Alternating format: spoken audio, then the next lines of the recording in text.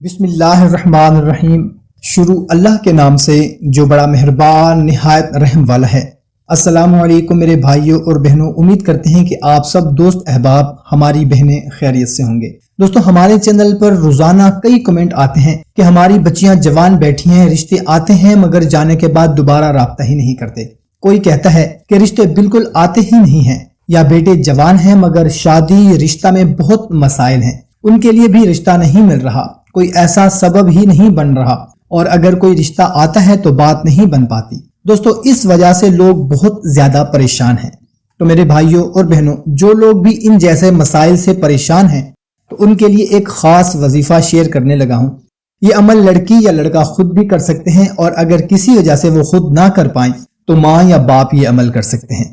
عمل بہت ہی آسان ہے۔ کرنا یہ ہے کہ دن میں کسی بھی وقت صرف ایک مرتبہ سورہ طٰہٰ روزانہ پڑھنی ہے، اول و آخر 3 مرتبہ درود ابراہیمی پڑھنا ہے۔